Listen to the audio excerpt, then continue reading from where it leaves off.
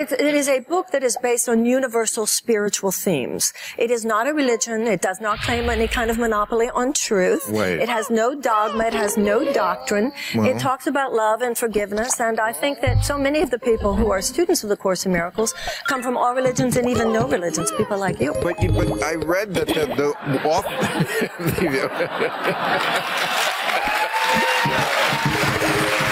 I read that the author of the book, Helen Sheckman, said she took dictation from Jesus. Well, there's nothing in the book. Maybe she did. Maybe she felt that way. The book is not trying to get us. Who would know better than you? This is your I'll whole... tell you what, because the book is Did she take dictation from Jesus or not? The book says nothing about that. The book does not try to get us to believe in God. The book does not try to get us to believe in Jesus. The book tries to get us to believe in each other. The book is about believing in each other and living with love for one another, which is the experience of a higher power or God as people understand. We can't argue with that. Okay. So, one thing I like about you in the debates, I've said this before on the show. There was only one thing? There was a couple. No, one thing that is about all issues, you always go to the root of things. I love that. You know, everybody else is talking surface. Right. And you say, what about, immigration? But let's talk about why they're coming here, about the drug war in those countries. Right. That's why they're... Right. And health. You and I are simpatico on health. I did mention that on the show last time. Thank you. What you say is what I have always said.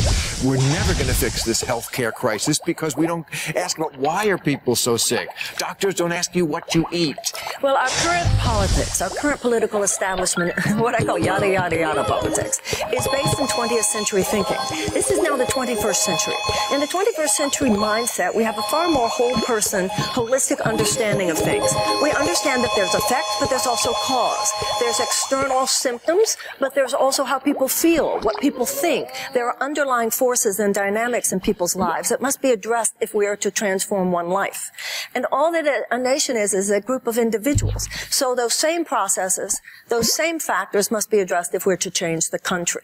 So there's a 21st century political conversation that the old establishment doesn't seem to understand, but what's most dangerous now doesn't seem to be open to. And that must change, or we will not beat Trump, and we will not bring forth the future that we want for us. And with just the health issue, again, the greed of the pharmaceutical companies. Yes. The food companies. Right. The environment. Right. All the toxicity in the chemicals. This is why people are so sick. But They're not going to fix this unless you get to that. Why are they sick?